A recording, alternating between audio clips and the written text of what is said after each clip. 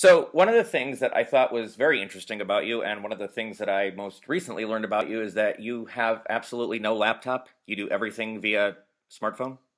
That's right. I have a laptop in the closet somewhere, but I don't use it. And I pretty much have gone to Android, right? So that's a pretty nerdy thing to talk about. So I'm not going to go into all the details. But basically, I just went to tablets and my phone. So it's like, you talk about like Samsung, Samsung Galaxy 8.4 tablet and a Samsung Note 2, blah, blah, blah.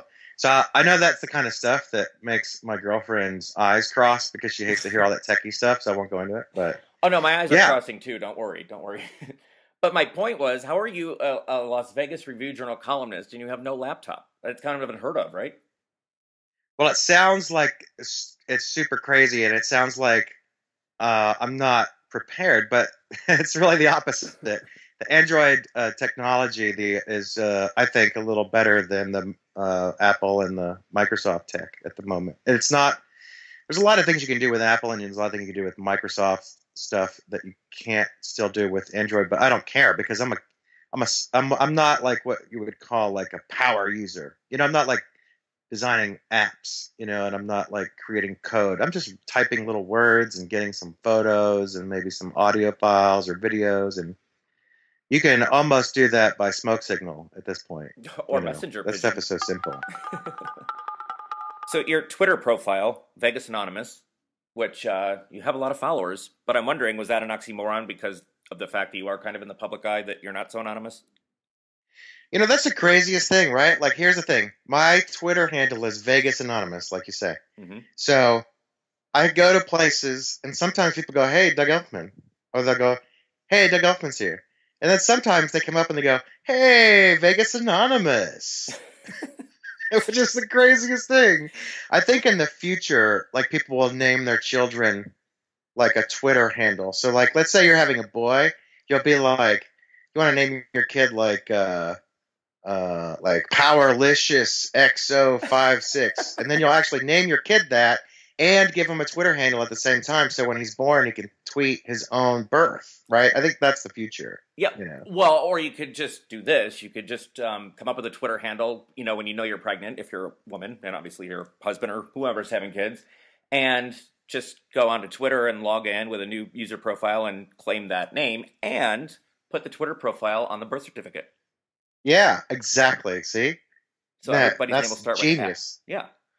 We're That's coming. genius. Well, listen, maybe you and I should go into business and we'll start putting some of these ideas onto paper and make some money. Um, We could probably start a business where we sell Twitter handles to new parents. They would probably buy it just because people will buy anything. well, yeah, but here's the problem with that. We'd go to the parents and be like, hey, we want to sell you a Twitter handle for your kid. What is your kid's name? And then the parents would be like, well, stupid, I'm not going to tell you because now I don't have to pay you. I'm just going to go onto Twitter and put in the handle myself. I bet you 6 out of 10 people would call us stupid, and 4 out of 10 would give us money. Well, I use stupid as a term of endearment, I guess. I agree. By the way, Well, did you? so I Okay. didn't start Vegas Anonymous to be like my big deal.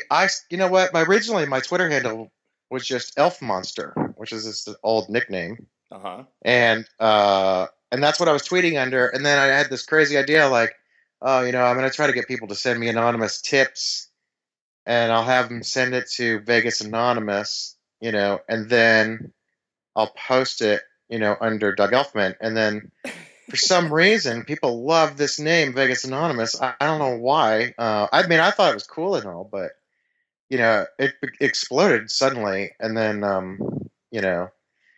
now it is what it is, and now there's no changing it. There's no going back, because once you're branded for life. I agree. And when Twitter first started, you didn't have that option to put your name in front of the handle. So, Correct. now everybody knows anyway that Doug Elfman is Vegas Anonymous. And what everybody didn't know though is you are on your 7,777th tweet. That's a really good number. I am.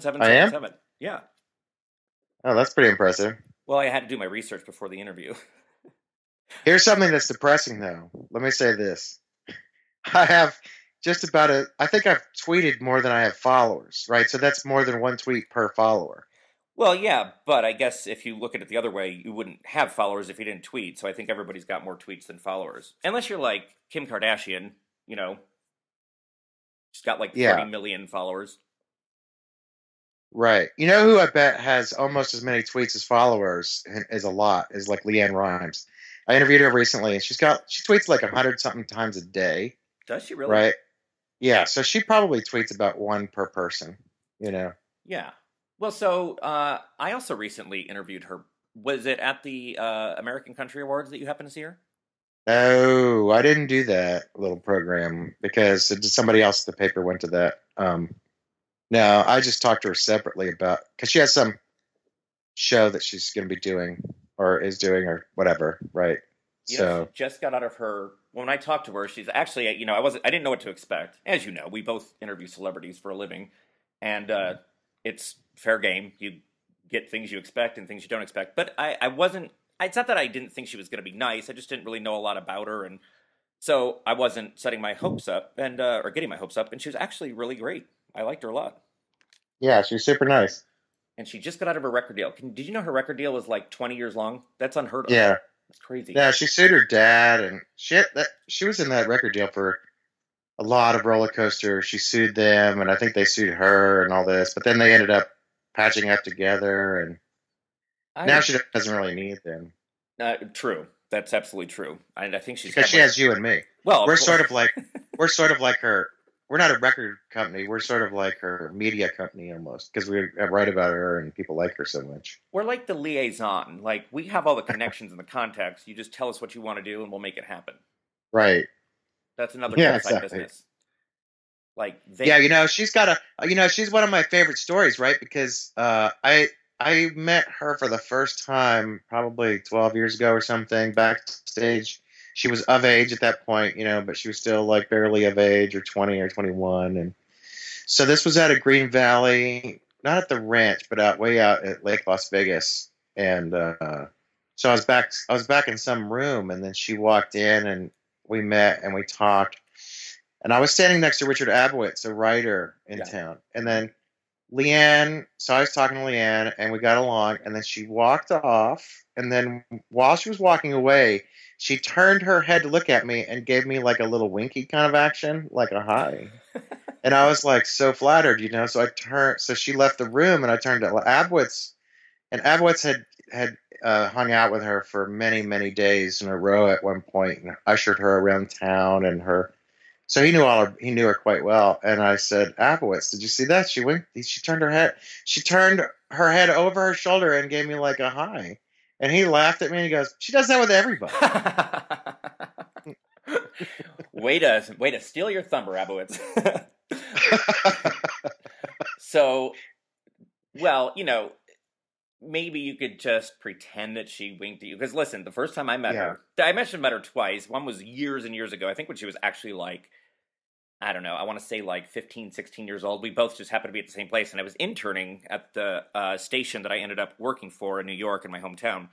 And I could tell you this much. She was not winking at very many people that day. In fact, I wanted to steer clear of her. But Hi. very pleasant. This time I met her, 20 some odd years later. Well, it's less than Uh-huh. 20 some odd years later, but you get what I mean. So, not to keep harping on Twitter, but your Twitter, profile says that you basically interview celebrities, porn stars, and famous DJs and producers. And that is pretty accurate. Yeah, don't forget strip clubs. Strip clubs. Now, most people, if you ever leave your columnist job, I don't know what you're going to put on your resume as far as, when they say, like, what did you do? Because most people Yeah. would look at that and be like, wow. But this is a real job in Vegas, and I know because I'm with you on red carpets and I see what we have to go through. So it also Yeah. says you prepared for this position, which Yeah. obviously is tongue in cheek. But was this exactly what you thought you would be doing? Well, I didn't prepare. I mean, it is and it is not a joke. I mean, I did sort of prepare for this kind of job, but to make a long story short, I got into journalism because I read All the President's Men, and I wanted to change the world. And then I read Fear and Loathing by Hunter S. Thompson, and I thought, oh, you could write for a newspaper, and you don't have to write crappy sentences. You could write like fun stuff the way that Hunter S. Thompson does. Exactly. So, and then I was in and then I was in lit class, and my lit teacher said you should go into journalism, and she was so pretty that I just said okay, and then I went and changed from business to journalism. Is that all it takes? You just somebody has to look good, and they Well, she was very pretty. You can't underestimate the power of words coming out of a very pretty tall Southern woman when you're a stupid college boy, well, right? true. But I have to underestimate her advice a little bit because if you're in lit class and she tells you to go into journalism, I mean, there's not that many jobs for writers, so journalism would probably seem like one of the most viable options, don't you think? Exactly. I said, well, what's the upside of journalism? And she said, you get paid. I said, sign me up. Well, there you go. You know, because I was poor, right? I was dirt poor growing up, and my first job was selling Coca-Colas in a football stadium at the University of Georgia when I was. Let me make sure I get the date right. This is 1980, so I was 13. Yeah, so that was my first job. AD, BC. No, I'm just kidding. Yeah. Well, and then she didn't obviously tell you the downside of journalism, which that list far outweighs the. You don't get paid much. She did. Yeah. She should have said. She should have said, like, if it were a sitcom, she would have said, like, well, you get paid, and then under her breath, in parentheses, she would have said, a little bit, or something. Yes. Like a very small amount. And also, like, when I was coming up in journalism, people hated journalism. People were like, blame the media, right? It was the Reagan years, post Reagan years, like blame the media for everything. Now, like, everything's the media. Now it's like, not just you and me, but people on social media are the media. Yeah, everybody's a journalist now. But you said something interesting whenever you said everybody wanted to blame the media. Do you feel like that cycle is sort of going back to that? Because I almost feel like after you get out of news, and you're a little bit different, you're a columnist, so it's a little bit of different writing and genre, if you will. But I don't know. I feel like journalists can actually ruin themselves by staying in it too long because people look at you as, just always the investigator and wanting to dig up dirt, that kind of thing. Do you think that's true? Yeah, you mean people can ruin you? What do you mean people can ruin you? No. I mean, like, after, I got out of TV news after 11 years. I wanted to do something different. But I always think that there might be a stigma there on reporters that anytime they try and get a job elsewhere, that people are always leery about why they want to work there, thinking that, they're the same person they were on TV or in the newspaper, that kind of thing. Really? I don't know. Maybe just something I thought about. Apparently I'm a loner. Well, I just haven't been out of journalism in so long that I don't, you have more insight into this than I do, like, I mean, I think if you want to talk about, like, that stuff, then I would totally believe what you're saying. You know what I mean? Because I understand how people are. But the media, the weird thing about the media is, like, when they want you, they love you. And then when they don't want you, they don't love you. It is a vicious cycle. Here's what I do. I just do it differently. Like, I don't, every time I do an interview now, because when you're working for an entity like a TV station, a newspaper, you have to go do the stories that either they assign you or that they want. But when you do it on your own, now I can talk about anything I want. So I just tend to focus on the positive, the uplifting, all the fun stuff. Yeah. Isn't that interesting, right? Like, there are people who go the other way. I think that Perez Hilton's really interesting since we're on this topic, because he started out being nasty, right? Like, Perez, that's not even his real name, right? So Perez Hilton was a ripoff of Paris Hilton, right? I'm assuming. Yeah, me too. And then he was he's putting little white dots next to people's faces and stuff and making fun of them. And then he made so much money and became so famous that he became them. And now he's like, then he became like the happier, like, I'm not going to be negative, because he actually would see these people face to face, and that made all the difference in the world. Well, and if you're negative all the time and you interview celebrities, that's a good way for celebrities not to talk to you anymore, and when that's your job, that doesn't seem to work out, if you know what I mean.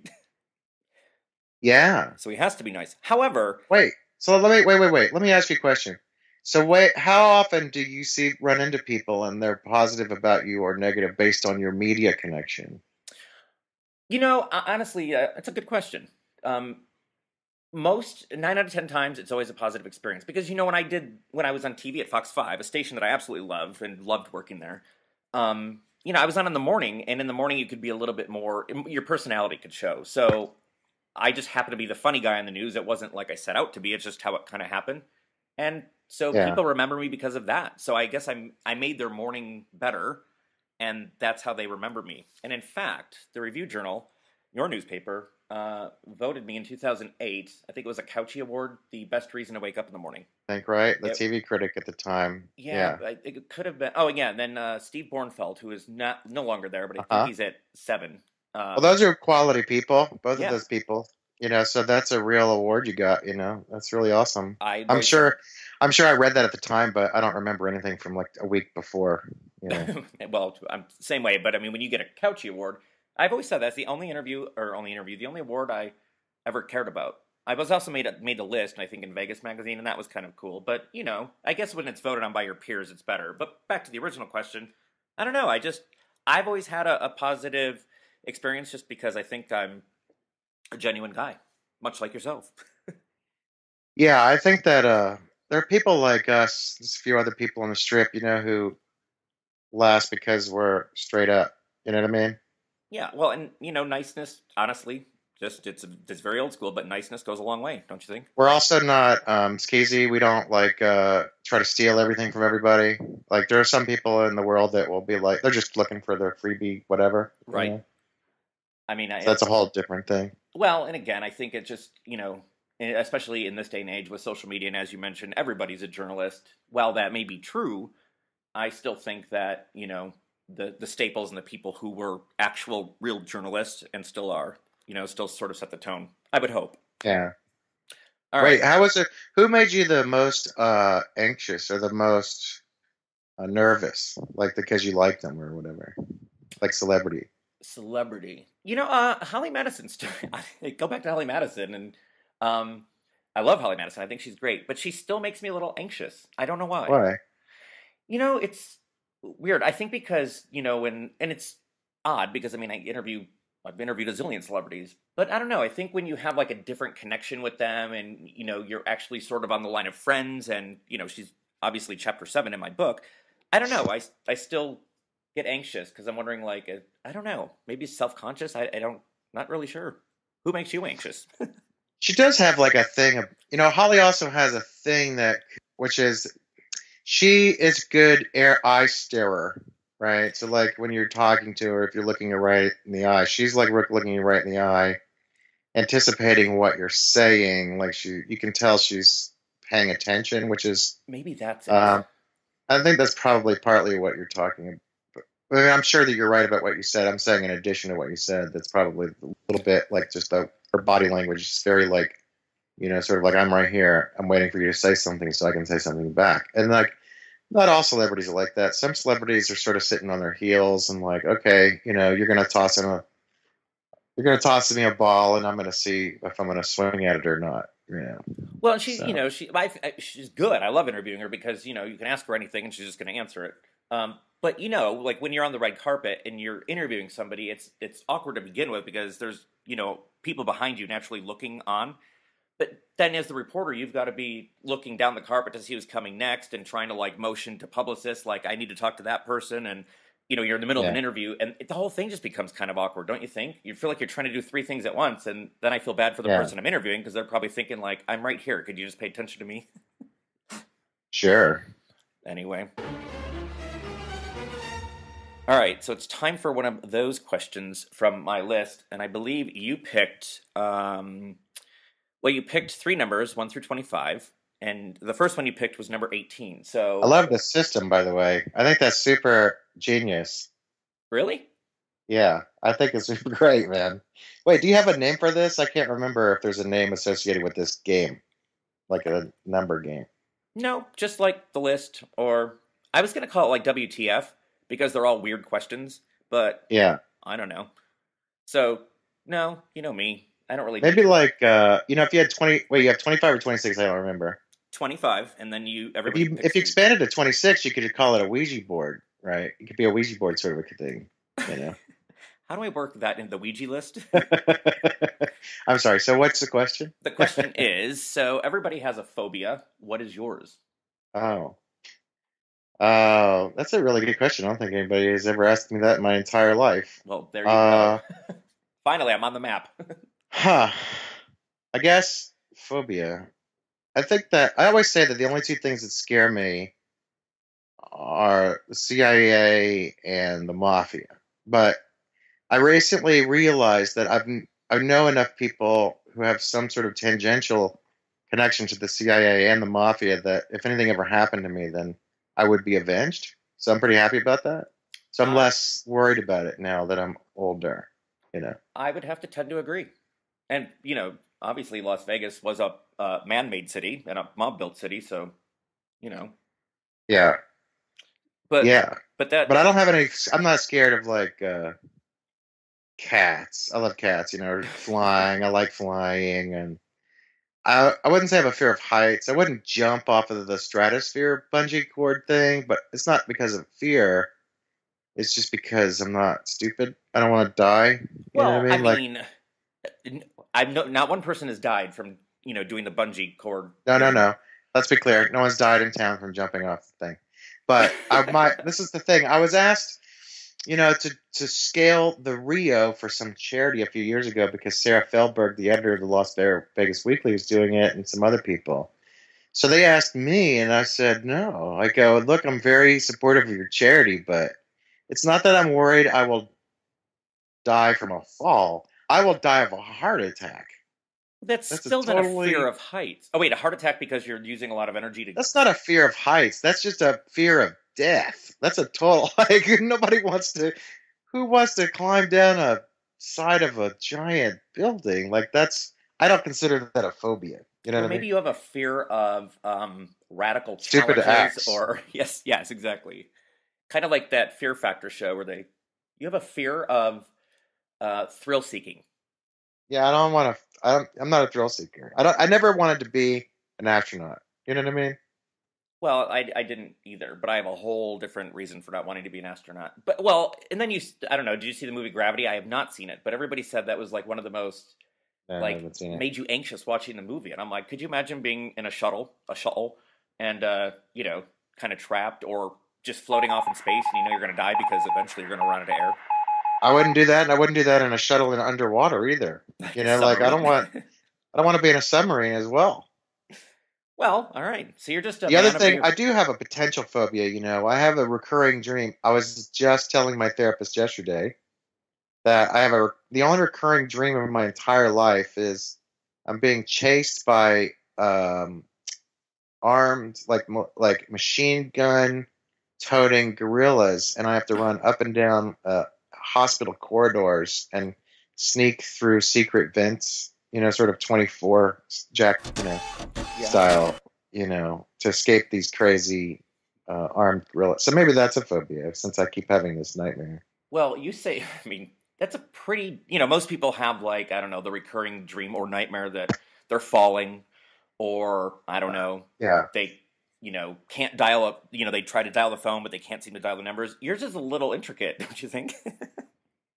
People can't dial a phone. That's a nightmare. Well, all dreams have meanings, but they're very like recurring themes in your dream. Like mine was I'm really thirsty in my dreams and I can never seem to get enough water. So that's one of mine. But yours is not just one thing. That's a pretty detailed recurring dream, don't you think? It's a niche. You Well, know what I mean? your imagination is very wild, I see. Well, my therapist said that it means something, right? So we're gonna delve into that next time. Did you just start seeing a therapist? And I totally believe in therapists. I think everybody should have one. I do too. No, I've been going to him since 2002, I think. So I think I'm in my 12th year, right? But Yeah. we never talk about. I have like he always says he's tried to fire me a few years ago because he said I don't have any issues, I Well, don't have any problems. But I like to go to him once a month just to like have like a sounding board for basically almost for work or career or like very small things. It's very stupid that I keep going to him, but I don't know. I like going. well, everybody wants somebody to listen to them, even if they don't come back with any kind of advice or sort of clear path for you to follow. Everybody still likes somebody to listen. You Yeah, know, but the nice thing about therapists is that they don't have like a dog in the fight.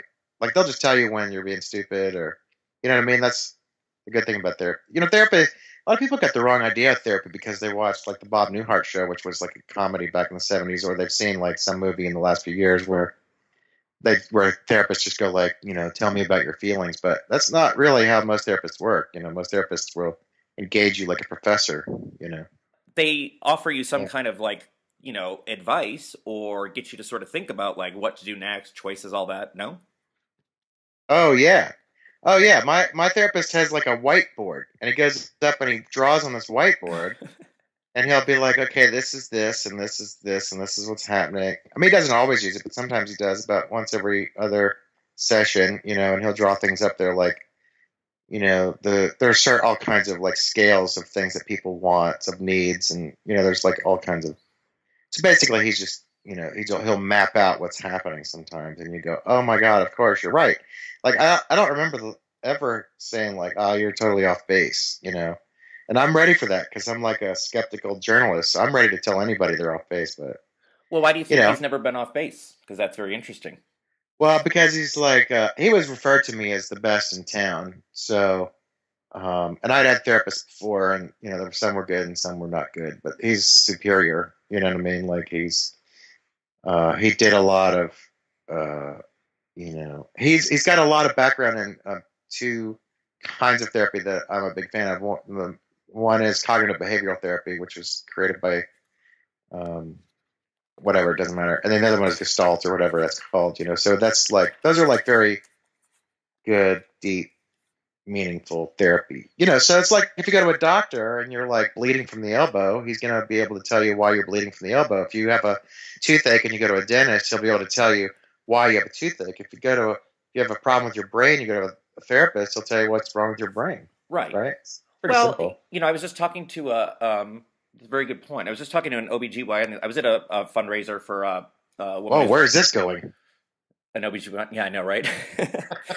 Well, so I was at a fundraiser for a woman who's running for family court judge, one of my friends, and at the fundraiser was her OBGYN, and we just happened to start talking about sort of spirituality and life and that kind of thing. And I told him, I said, well, I think what makes a good doctor is somebody who understands the technical aspect of medicine, because you obviously need that, but then somebody who's really got that ability or the power of empathy, to connect with their patients and really listen to their patients, and from there understand what they need or what they need to do. Because there's a lot of doctors that just don't do that.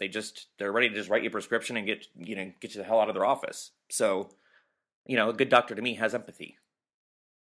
Yeah, sure. I agree. Right? Well, Yeah. that's what I think. So if you're a doctor out there, have empathy. Have empathy. So your oddest I don't interview. know why that's such a big stretch, but like my girlfriend has had to deal with enough doctors. Not that there's anything wrong with her, but she said that she calls it when doctors are warm, right? Or when they're like professionally warm is when they care about you, as opposed to being professionally cold. Yeah. Well, and I think you could. Yes, I would have to agree. Not lukewarm though. Does it have to be warm or cold? Can't be lukewarm. Right. I'm sure there's a whole scale. I'm sure there is. All right. Time for another one of those questions, and I believe you picked we did 18. You also picked number 2. Number 2 is, if I were a Kleenex, I would want this person to blow their nose in me. Oh my God, that's a superior question. You need to trademark this game.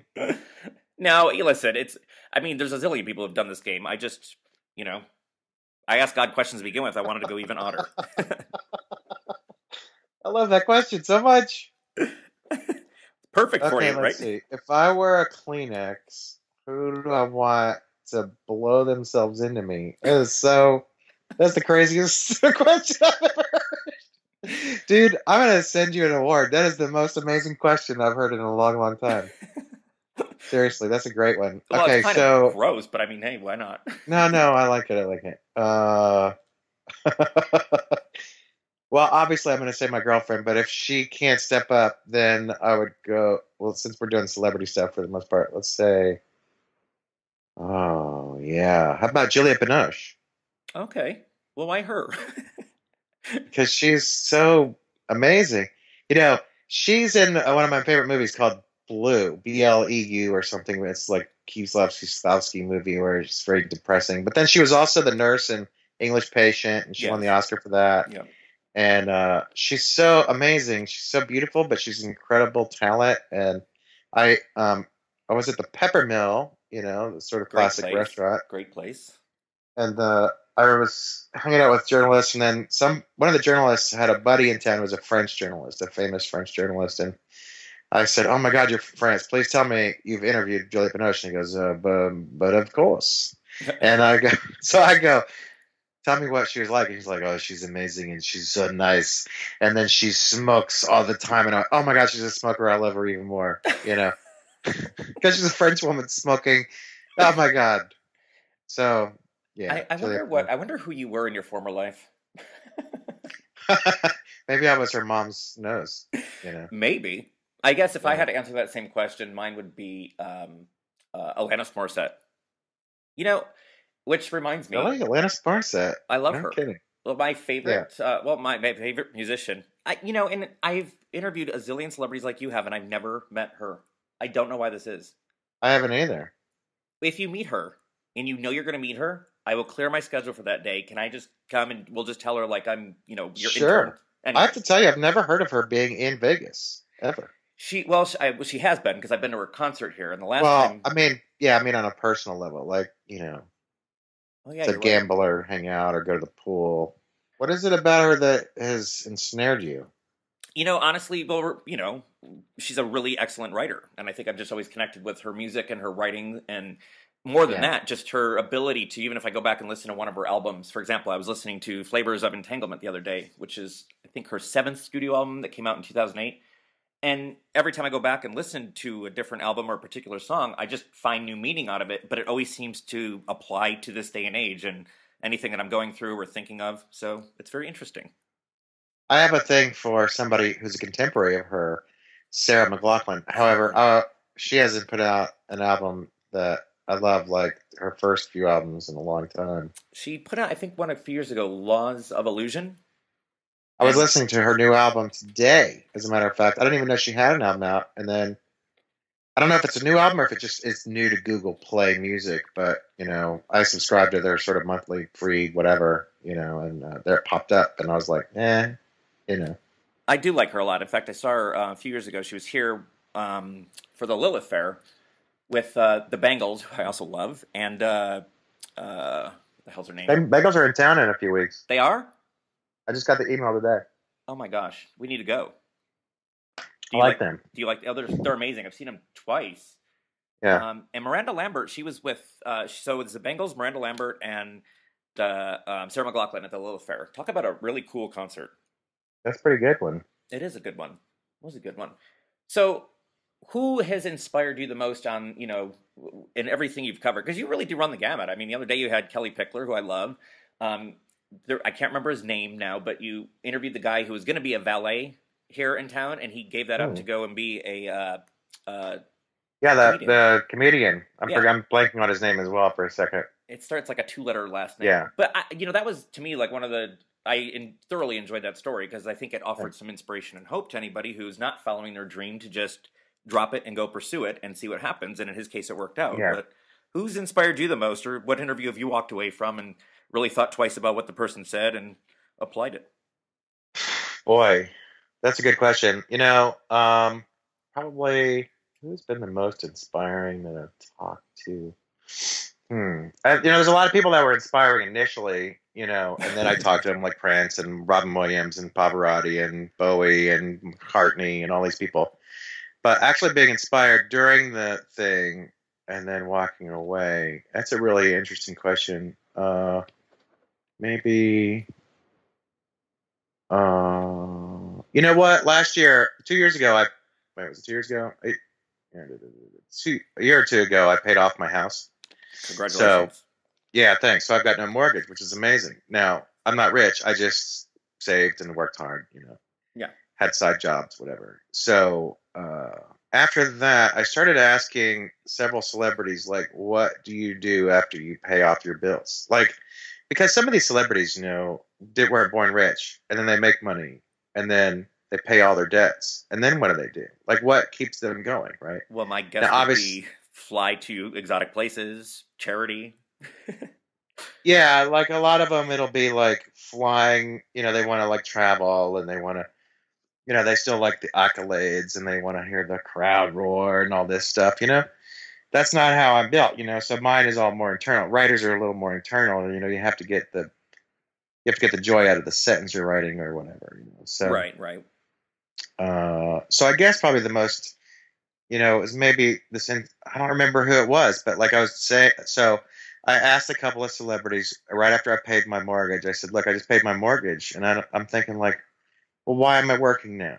And I know that I love my job and everything, but like, well, so I asked them why they would keep working after they paid everything off. And then, several of them just said, yeah, it's just because, you get bored, right? Like, and you have to find like that passion and that you have to reclaim your passion or whatever. And so that was probably the most inspirational stuff. And that came from several celebrities, but, to be honest, I always forget who the hell I've talked to in the last week or two. So I don't remember who told me that. I know. It could have been any famous person. And you could have just made up any name, and you're just like, I don't know. But no, what? I just don't remember. Recently for me, Jordan Sparks, and you know what? She didn't even say anything. So she was. I don't think you were at it was the Keep Memory Alive event here in town to benefit the Lou Rouveau Center, at a great event. And she wouldn't talk. She wouldn't do interviews on the carpet because she was saving her voice so that she could perform later. The guest of honor was Gloria Estefan, so they all did Gloria Estefan songs. And everybody's like, so what'd you think of the show? Or what did you make of it? And I said, you know what? Jordan Sparks really taught me to, think collectively and behave collectively instead of thinking individually. The fact that she would save her voice so that she could make that entire show better was very inspiring. So, yeah. So, do you read your horoscope daily? Because you're a columnist and I guess the horoscope could be considered a column. So do you read that and or other people's columns? I don't do horoscopes. However, I did a woman who did my extended something a couple of years, like 1 year ago, right? Was this for a story or just for shits and giggles? It was to see what she would say, I guess, And she pegged me, but like when at the end of it, I thought, well, she really pegged me. But then I didn't know if she had Googled me and learned a lot of stuff or what, you know what I mean? Because I'm more Googleable than I'm not. Because I lay everything out. I don't have any secrets. Like, I write everything in the paper that ever happens to me. That's true. So.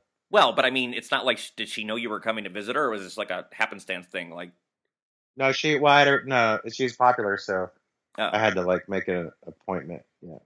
Well, yeah, she probably Googled it. Well, I don't know who this is, but hey, if you really want to go see like a psychic or like a tarot card reader or something like that, you got to you can't give them a whole lot of information. But she did have like good insights, not just into she had good insights into what I should be looking for in life. And I thought that was pretty interesting. Like I thought, well, she could have gone down this avenue. She could have gone to therapy, the avenue, and been a therapist, like she was good. She had a good, yeah. What did she tell you to look for in life? I don't remember. I'm trying to remember. I'm not trying to be sidestep at all. No, I know that. See. I was going to say what you should be looking for in life is that like 1 a day pill for memory. Oh my God. Seriously. I went and I had to blog. Somebody died recently and I had to write about that person. So I went and found an interview I did with that person in 2002. And I read that interview I did with somebody 12 years ago. And I thought, man, this is really well written. Who wrote this, And then I thought, oh man, I don't remember any of this interview, because it's 12 years ago. But if I read some interview of mine from 4 months ago, I don't. And I don't have like a bad memory that way. Like it's just, how it is. So this is my day to day. So I'll give you my exact day today. I woke up this morning. I interviewed what's his face from America's Uncle. Who's America's Uncle from Full House? Oh, Bob Saget. Yeah. I interviewed Bob Saget, right? And that was a half hour. I love that you started with what's his face because you can't remember. Yeah. Then I had to transcribe my interview with what's her face, Leanne Rhymes, a couple days ago. So I had to, and then I was like, wait, what did she say? And as I was transcribing it, I thought, oh, right. Now I remember all this. And I was present during the interview. I'm present during all these interviews, but I forget. And then I got assigned 2 blog items, so I had to write 11 inches, which in real people terms is like, how many words is that? Like 300 Yeah, I would say probably 400 3 to words. 500 words, depending on the. Yeah. Well, are you But using legal size? Are you using newspaper size? So yeah, 3 to 500. newspaper. It's probably, you're right. I think it's like 350 or 400 words on the new Star Wars spin-offs. And then I had to do it. Then I wrote my column on Leanne, and that was another, 550 words, 700 words. And then I answered like 100 emails. Oh, you get like that many emails? I get I would say I get between, on an average day, I get between 300 or 400 to 800 emails a day. 800 emails a day? From who? I mean, that's a high day. Well, yeah, but Don't I'm get me saying, wrong. like, who are you getting all these emails from?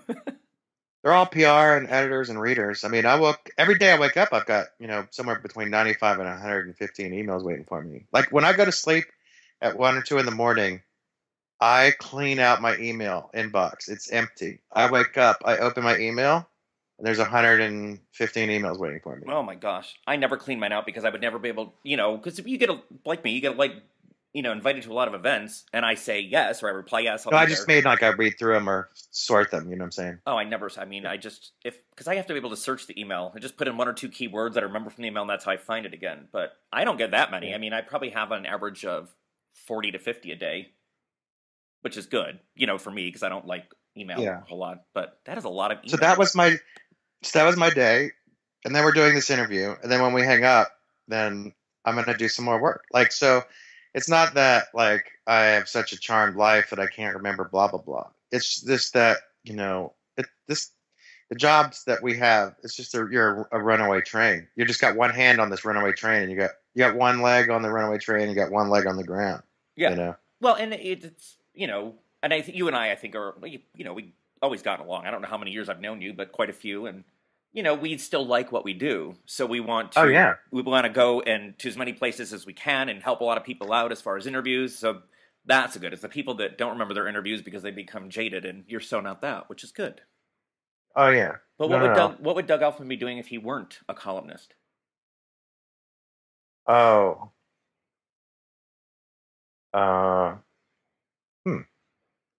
I'd probably be like selling Whoppers. I loved Whoppers when I was a kid. They think I'm crazy.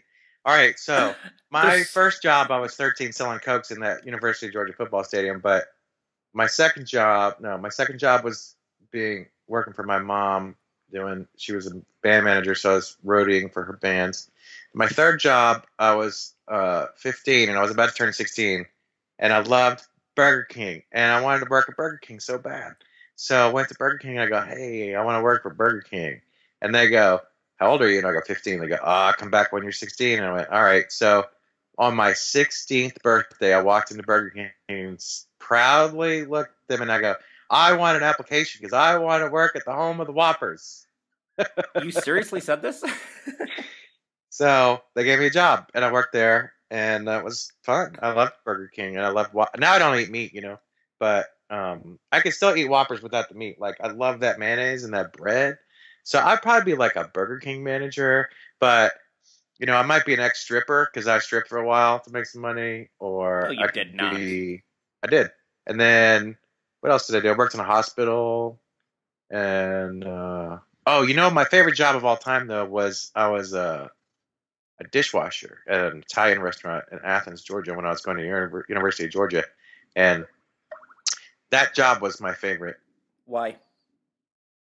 Because you're just sitting back there cleaning dishes, And I was all the guys I worked with, we all played basketball on the weekends, like street ball, and we'd just sit there and talk about waitresses, and I would make out with girls in the cooler, and it was amazing. The only reason I gave that job, I didn't even give that job up. Like the guy that owned the place made me become a cook, and I was like, I don't want to be a cook. I was making like $3.25 an hour, and I go, I don't want to be a cook, and he goes, but you'll make like $4.15 an hour or some number like that, and I go, well, I don't care. That's no fun. Look how much fun I'm having back here with Terry and all my friends. Well, you know what? That's a good point. One of those questions. You picked for your last number 2. Finish this question. You will never see me put blank into my mouth. Who were you with, and how drunk were you when you came up with these questions?